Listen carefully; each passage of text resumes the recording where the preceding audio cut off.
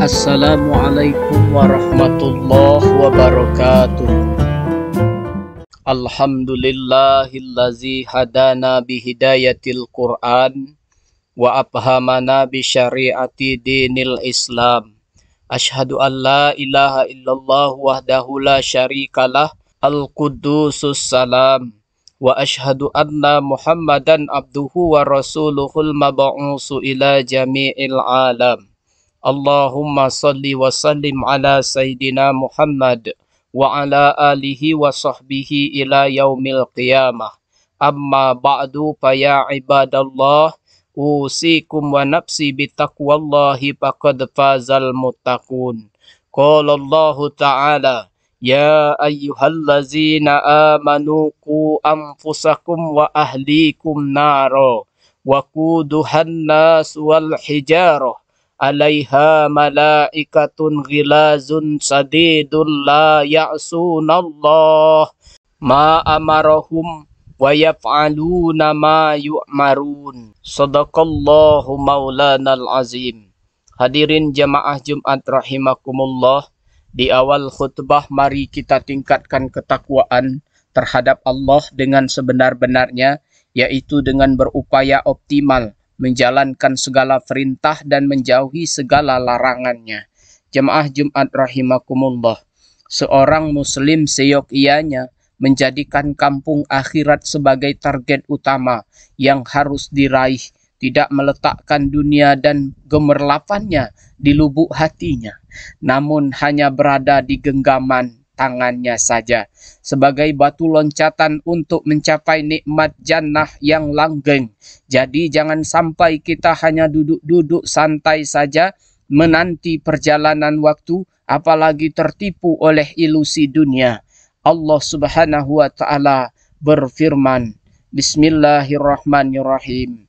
I'lamu annamal hayatud dunya la'ibu wa lahu wa zinatu wa tafakhur bainakum wa takasur fil amwali wal auladi kamasali ghaisin a'jabal kuffar nabatuhu thumma yahiju fatarahu musfarran thumma yakunu hutama wa fil akhirati azabun sadidu wa maghfiratum minallahi wa ridwan wa mal hayatud dunya illa mata'ul ghurur.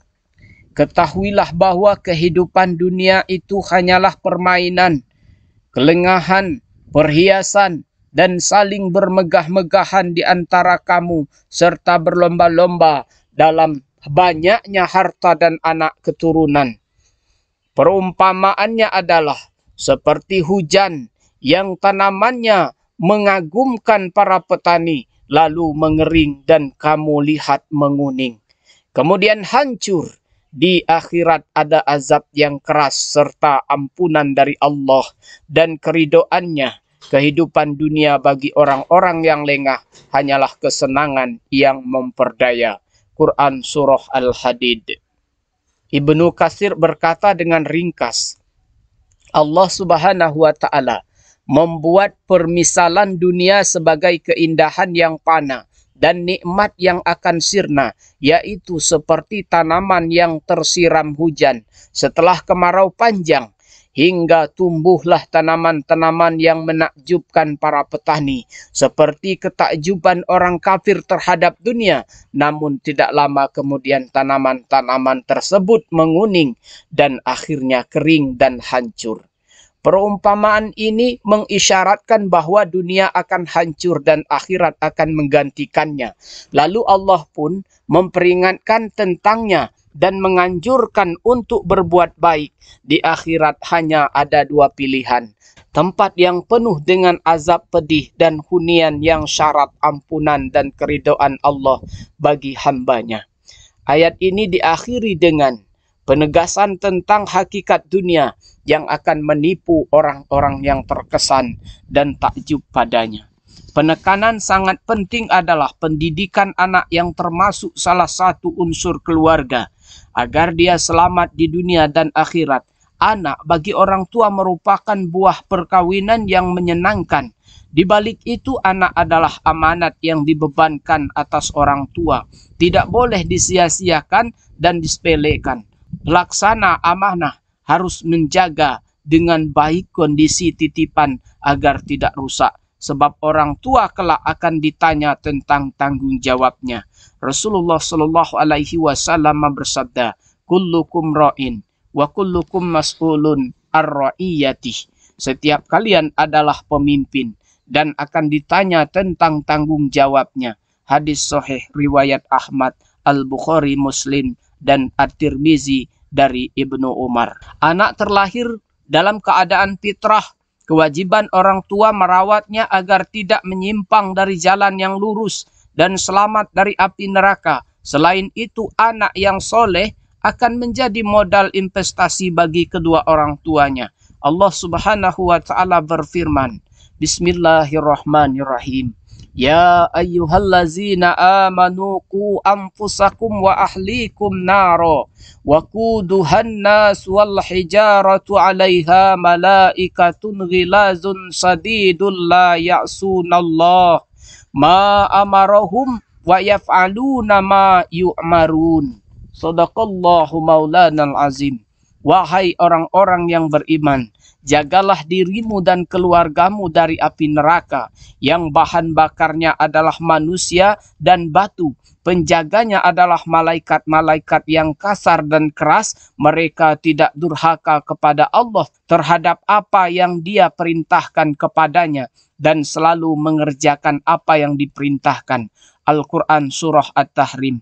Ali bin Abi Thalib radhiyallahu anhu berkata dalam menafsiri ayat ini, didik dan ajarilah mereka karenanya wajib atas orang muslim untuk mendidik keluarganya tentang perintah dan larangan Allah Subhanahu wa taala. Hadirin jamaah Jumat yang berbahagia, Al-Quran telah memberikan contoh yang baik tentang sejarah seorang ayah yang mendidik anaknya untuk mengenal kebaikan. Itulah Luqman. Dengan perkataannya ketika mendidik keturunannya dalam Al-Quran secara luas itu termaktub dalam surah Luqman. Dalam surah tersebut, Luqman memulai mengajarinya anaknya dengan penanaman kalimat tauhid.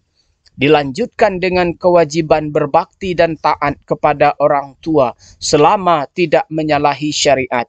Wasiat berikutnya adalah berkaitan dengan penyemaian keyakinan tentang hari pembalasan. Penjelasan kewajiban menegakkan solat. Setelah itu amar ma'ruf dan nahi mungkar yang berperan sebagai faktor penting untuk memperbaiki umat. Tak lupa beliau singgung beserta sikap sabar dalam pelaksanaannya. Berikutnya beliau mengalihkan perhatiannya menuju adab-adab keseharian yang tinggi. Di antaranya larangan memalingkan wajah ketika berkomunikasi dengan orang lain.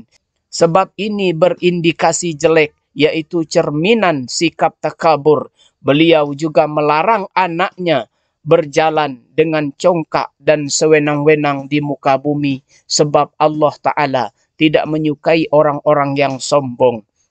Beliau juga mengarahkan anaknya untuk berjalan dengan sedang, tidak terlalu lambat ataupun terlalu cepat. Sedang nasihat yang terakhir berkaitan erat dengan perintah untuk merendahkan suara, tidak berlebih-lebihan dalam berbicara.